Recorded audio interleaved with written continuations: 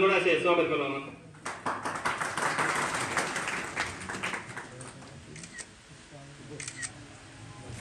જય શ્રી રામ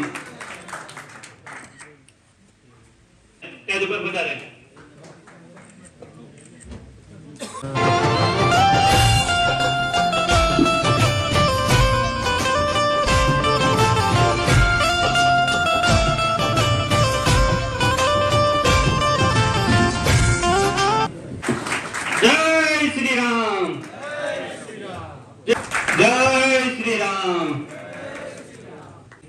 આજના ખૂબ ગૌરવની અનુભૂતિ થાય એવા વિશ્વ હિન્દુ પરિષદના મંચ ઉપર ઉપસ્થિત આમ તો બધી બજરંગ દળ વિશ્વ હિન્દુ પરિષદ બધા જે કઈ એના ચાહકો છે અને ત્રિશુલ દીક્ષા કાર્યક્રમ યોજાવાનો શરૂ છે એમાં આ કાર્યક્રમમાં ઉપસ્થિત આપણા પૂજ્ય જે સનાતનની ધરોહર છે એવા સંત શ્રીના શરણોમાં વંદન, ગામના આગેવાનો, રાજુલા વિશ્વ હિન્દુ પરિષદ બજરંગ દળની ટીમના આગેવાનો તથા આપણા સાવરકુંડલા જિલ્લા સંયોજક કેશવભાઈ અને મારી સાથે આવેલા ભાવનગર જિલ્લામાંથી બધા પદાધિકારીઓનું હું સ્વાગત કરું છું.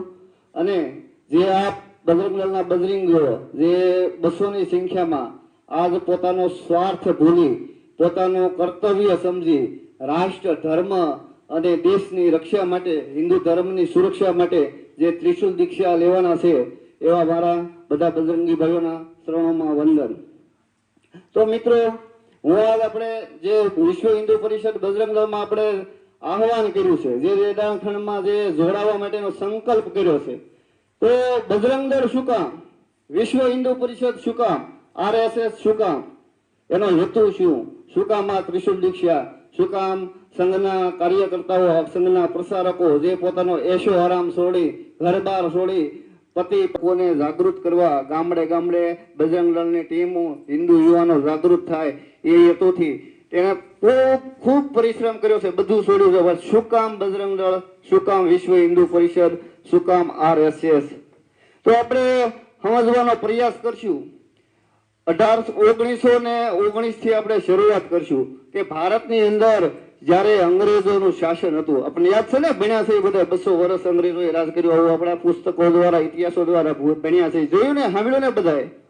ત્યારે 1919 ની અંદર ભારતની અંદર એક ખિલાફત આંદોલન થયેલું. ખિલાફત આંદોલનની શરૂઆત થયેલી. ખિલાફત આંદોલન એટલે શું? કારણ કે મોટા ભાગના હિન્દુ સમાજને ખબર જ નથી, કારણ કે આપણને ઇતિહાસ ભણાવવામાં નથી આવ્યો, આપણથી સૂકું રાખવામાં આવ્યું છે. ખિલાફત આંદોલન એટલે ભારતની અંદર મુસ્લિમોએ જે આંદોલન કર્યું. શું કામ આંદોલન કર્યું? કે પાકિસ્તાનની બાજુમાં આવેલો તુર્કી દેશ, નામ સાંભળ્યું ને, ઇસ્લામિક દેશ.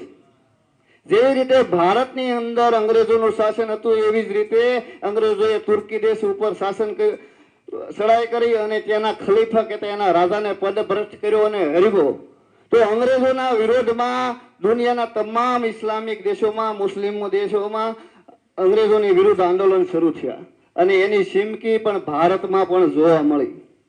આપણને કોઈ વાંધો નથી, કોઈ ધર્મના લોકો એના ધર્મને સમર્થન કરે, આંદોલન કરે, એના સમર્થન કરે, આપણને કોઈ વાંધો નથી. પણ ભારતની અંદર જે ખિલાફત આંદોલન શરૂઆત છે, એની શરૂઆત કેવી થઈ? તો કે ભાઈ હિન્દુ માતાઓ બહેનો પર અત્યાચારથી, હિન્દુ સમાજના ઉપર કતલેઆમથી. આજે હું બોલું છું, આ બધા મોબાઈલ વાપરો છો, બધા ઇન્ટરનેટનો ઉપયોગ કરો છો. મારા ગયા પછી આ બધી વસ્તુ સર્ચ મારી લેજો. આપણે કોઈને ભરમાવવા કે ભડકાવવા આવતા નથી.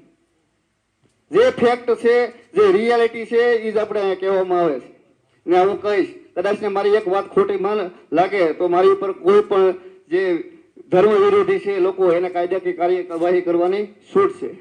તો 1819 ની અંદર ખિલાફત આંદોલનની આડમાં હિન્દુ માતાઓ બહેનો ઉપર બળાત્કાર, અત્યાચારો, હિન્દુ સમાજનું કતલેઆમ કરવામાં આવ્યું. કલકત્તાની અંદર, પશ્ચિમ બંગાળની અંદર એક દિવસની અંદર 20,000 હિન્દુ સમાજને કતલેઆમ કરવામાં આવ્યું. હજારો લાખોની સંખ્યામાં માતાઓ બહેનો ઉપર બળાત્કાર કરવામાં આવ્યા. બીજા દિવસે ઈ ખિલાફત આંદોલનની ચીમકી કેરળમાં ચમકી. કેરળની અંદર 30,000 હિન્દુ સમાજનું કતલેઆમ કરવામાં આવ્યું.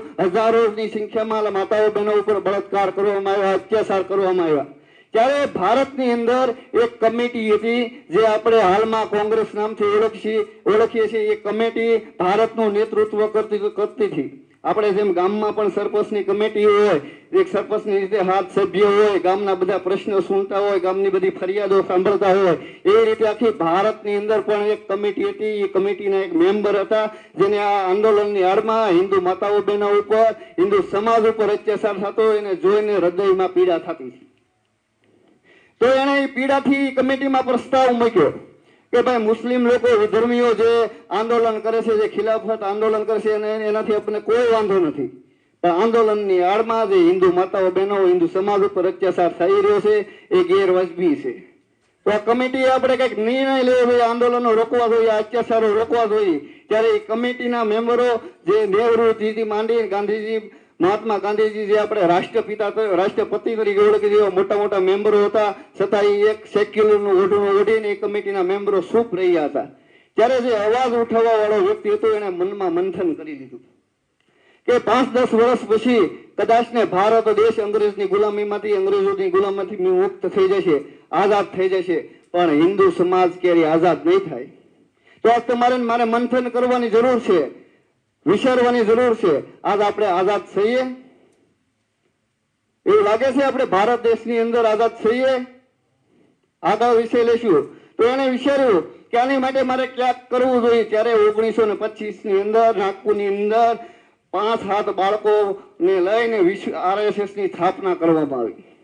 1925 દશેરાના દિવસે RSS ની સ્થાપના કરવામાં આવી. RSS નો મુખ્ય ઉદ્દેશ હતો કે હરેક ભટકેલા હિન્દુને પોતાના ધર્મ માટે, પોતાની સંસ્કૃતિ માટે જાગૃત કરવો, ભારત પ્રત્યે વફાદાર કરવો, ભારત માતા માટે વફાદાર કરવો. આ હેતુથી RSS ની સ્થાપના કરવામાં આવી અને RSS નું સંગઠન શરૂ થયું. ધીરે ધીરે દેશવ્યાપી સંગઠન બન્યું.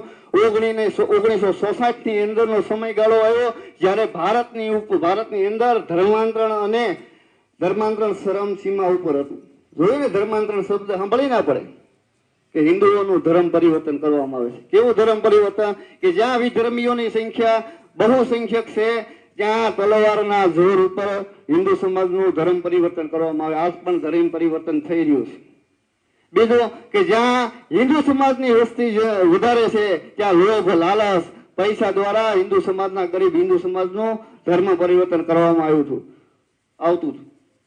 તો આ સમયે આપણા દ્વિતીય સંઘ સંચાલક ગોલવારકર જે ગુરુજીના નામથી ઓળખીએ છીએ તેને વિચાર આવ્યો કે આ મોટી સંખ્યામાં ધર્માંતરણ થઈ રહ્યું છે, હિન્દુ સમાજને ધર્મ પરિવર્તન કરવામાં આવી રહ્યું છે, તો આની માટે મારે કંઈક કરવું જોઈએ. તો એને વિચાર્યું અને મંથન કર્યું. જ્યારે જન્માષ્ટમી 1966 જન્માષ્ટમી જ્યારે કૃષ્ણ ભગવાન આ ધરતી ઉપર જન્મ લીધો હતો, કૃષ્ણ ભગવાને જન્માષ્ટમીના દિવસે જન્મ લીધો હતો ને, શું કામ લીધો હતો? તો કે ભાઈ અધર્મનો નાશ કરવા, પાપીઓનો નાશ કરવા માટે. યદા યદા હિ ધર્મસ્ય ગ્લાનિર્ભવતિ ભારત અભ્યુત્થાના ધર્મસ્ય તદાત્મા સૂર્યમ્ય પ્રણિતા સાધુનામ સંભવામિ યુગે યુગે. અધર્મના નાશ કરવા માટે કૃષ્ણ ભગવાને આ ધરતી ઉપર જન્મ લીધો છે. ત્યારે તે ગુરુજીએ જન્માષ્ટમીના દિવસે પૂજ્ય સંતોની સાક્ષીમાં મુંબઈની અંદર 1966 ની અંદર એક સ્ટેજ ઉપર બધા ધર્મના સંપ્રદાયના સાધુ સંતોને લઈને એના આશીર્વાદથી વિશ્વ હિન્દુ પરિષદની સ્થાપના કરવામાં આવી. શું કામ કરવામાં આવી? તો કે ધર્માંતરણ રોકવા માટે.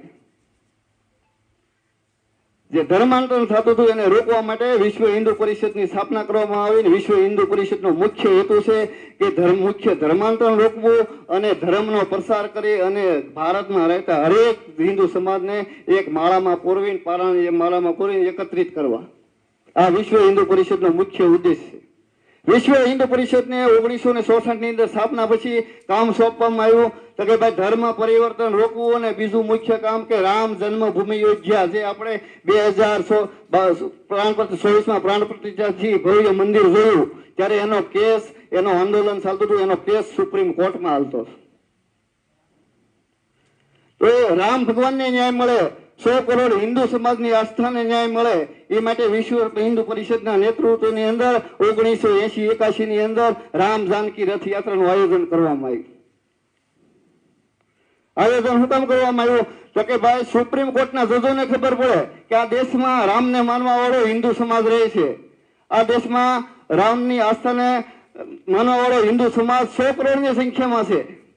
તો રામને ન્યાય મળે, હિન્દુ સમાજને ન્યાય મળે, એક રામનું મંદિર નિર્માણ થાય, આ હેતુથી હિન્દુ સમાજમાં જાગૃતિ આવે એ માટે રામ જાનકી રથયાત્રાનું આયોજન કરવામાં આવ્યું. અને યુપીની અંદર જ્યાં સેક્યુલર સરકાર મુલ્લા મુલાયમસિંહની સરકારે પોતાની વોટ બેંક હતું એ યાત્રા રોકી દીધી અને કહેવામાં આવ્યું કે ભાઈ અમારી પાસે યાત્રાની સુરક્ષા કરે એવી યુપી પાસે હાલમાં પર્યાપ્ત પોલીસ નથી. યાત્રા નીકળે કદાચ ને એવા ઇલાકામાંથી નીકળે નેતૃત્વમાં આ બજરંગીએ બાબરી નામનો ઢાંસો પાડી અને હિન્દુ સમાજની ઉપરથી કાલી ટીલી મીટાવી. ઢાંસો પડી ગયો, આપણે જીતી ગયા, તો આપણે ખુશ થવાની જરૂર નથી. કારણ કે તે પછીનો કોર્ટમાં કેસ 70 વર્ષ આવ્યો. કઈ કોર્ટ? તો કે કોર્ટનો જન્મ છે ને આજથી 150 વર્ષ પહેલા થયેલો છે. એ કોર્ટમાં આપણે 1,14,000 પાનાનો દસ્તાવેજ રજૂ કરવામાં આવ્યો. શું કામ? કે આપણા ધર્મ વિરોધ હોઈએ, આપણા દેશ વિરોધ હોઈએ, આપણા સનાતન વિરોધ હોઈએ. કોર્ટમાં 2007 ની અંદર એવું હલફનામું આપ્યું હતું કે રામ જેવું અસ્તિત્વ આ દુનિયામાં છું જ નથી. આ તો શાસ્ત્ર, આ તો પંચાંગો, એ બધી રામાયણ, એ તો એક સાધુ સંતો ઢોંગીઓએ રસી નાખેલી છે. રામ કાલ્પનિક હતા. આવું 2007 ની અંદર સુપ્રીમ કોર્ટની અંદર હલફનામું આપવાનું, સોગંદનામું આપવામાં આવ્યું હતું.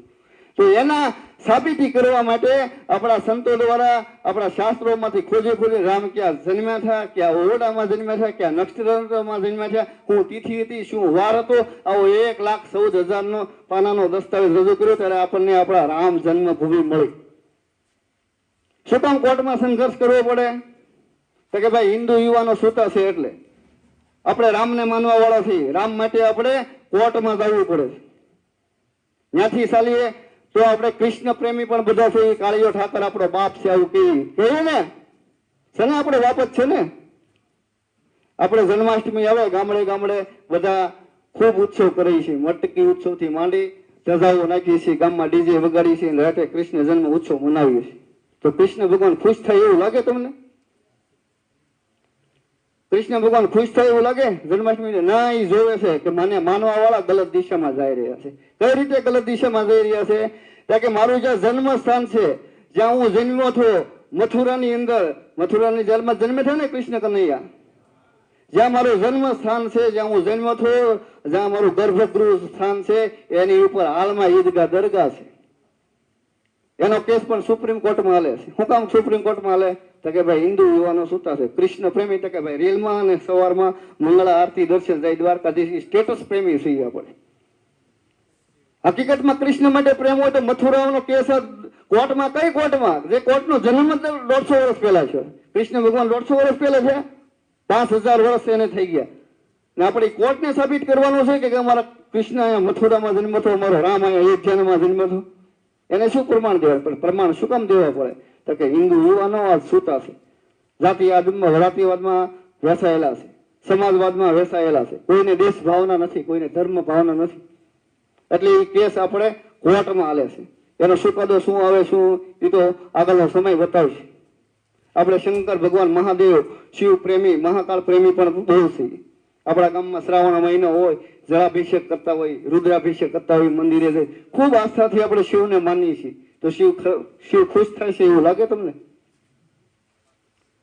શંકર ભગવાન ખુશ થતા છે એવું લાગે? નથી થતા. વિચારે છે કે મને માનવા વાળો, મને રુદ્રાભિષેક કરવા વાળો, મને જળાભિષેક કરવા વાળો મારો ભગત ગલત દિશામાં છે. શું કામ ગલત દિશામાં છે? કે જે શિવ પુરાણની અંદર કાશી વિશ્વનાથ જે મોક્ષ નગરી છે, જે કાશી વિશ્વનાથ જ્યાં શંકરનો ભગવાનનું મહા મુખ્ય સ્થાન છે, એ કાશી વિશ્વનાથ ઉપર હાલમાં ઈદગાહ જ્ઞાનવાપી મસ્જિદ છે. એનો કેસ પણ સુપ્રીમ કોર્ટમાં હાલે છે. હાલે ને? શું કામ હાલે સુપ્રીમ કોર્ટમાં? તો કે ભાઈ શંકરને માનવા વાળા સનાતની હિન્દુ યુવાનો જાતિવાદમાં વેસાયેલા છે. જાતિવાદથી ઉપર એને વિચાર શક્તિ નથી, જાતિવાદ ઉપર એને વિશ્વાસ છે, હિન્દુત્વ ઉપર એને વિશ્વાસ નથી. એટલે આ કેસ બધા આપણે સુપ્રીમ કોર્ટની અંદર હાલે છે. તો ક્યારે આપણા સંકલ્પ ક્યારે પૂરા થાય છે? આપણે ક્યારે આપણા ભગવાનોને મુક્તિ કરશું? આજ ભારતમાં પર્યાવરણ પ્રકૃતિ બદલો લઈ રહી છે. તમે જુઓ, જ્યાં હોય ત્યાં ગલત દિશામાં આપણે ગલત કમોસમી વરસાદ પડી રહ્યા છે, જ્યાં હોય ત્યાં ભૂકંપ આવી રહ્યા છે. શું કામ? કે ભારતની મુખ્ય 3 ધરોહર દબાયેલી છે. અયોધ્યા છૂટી થઈ ગઈ છે, કાશી વિશ્વનાથ મથુરા બાકી છે. આ ભારતની મુખ્ય સનાતનની ધરોહર છે, એ દબાયેલી છે. ત્યાં સુધી પ્રકૃતિ તમારો સાથ નહીં આપે. જેથી આ કૃષ્ણ મુક્ત થઈ જશે, શિવ મુક્ત થઈ જશે, પ્રકૃતિ આપમેળે બદલી જશે.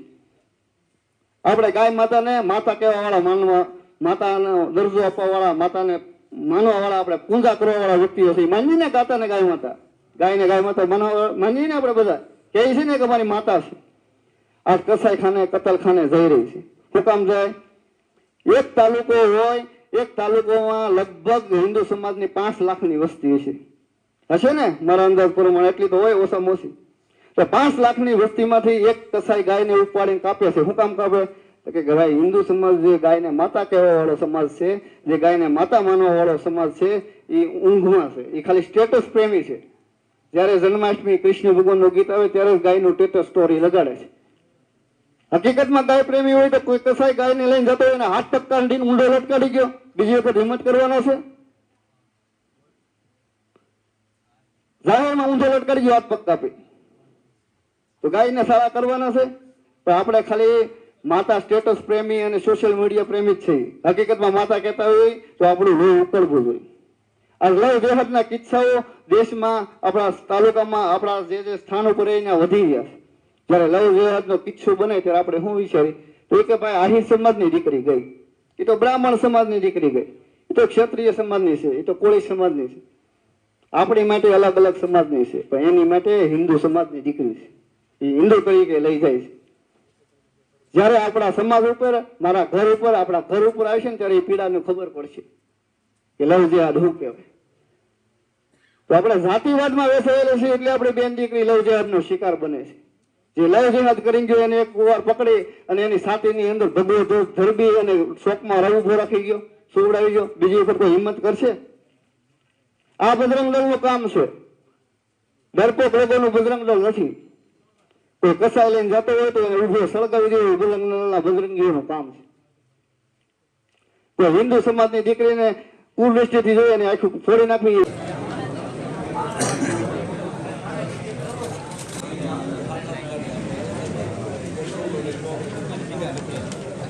ભારત તલવાર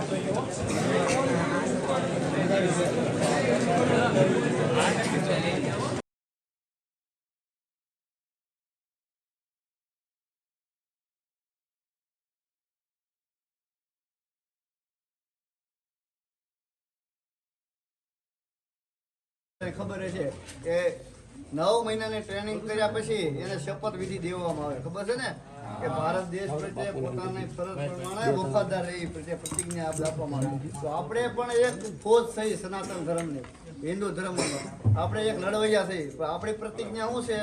તો આપણે પ્રતિજ્ઞા બોલશું પણ એનું પાલન પણ કરવાનું છે. ખાલી પ્રતિજ્ઞા બોલવાની નથી, પાલન પણ કરવાનું છે. હું હનુમાનજી મહારાજ તથા अपने પૂર્વજોનું સંકલ્પ કરું છું કે ભારત માતા સનાતન ધર્મ હિન્દુ સંસ્કૃતિ હિન્દુ સમાજ ગૌ માતા હિન્દુ માતા બહેનો સંત મહાત્માઓ મઠ મંદિરો દેરાસર ધર્મ ગ્રંથો ની રક્ષા માટે સંકલ્પિત છું તથા સુવાસુત મુક્ત હિન્દુ અને સમરસતા યુક્ત સશક્ત ભારત ના નિર્માણ માટે સક્રિય હિન્દુની ભૂમિકા ભજવીશ. બજરંગ બલી કી જય. ભારત માતા કી જય. જય શ્રી રામ. જય શ્રી રામ. વીર બજરંગી. ભારત માતા કી જય.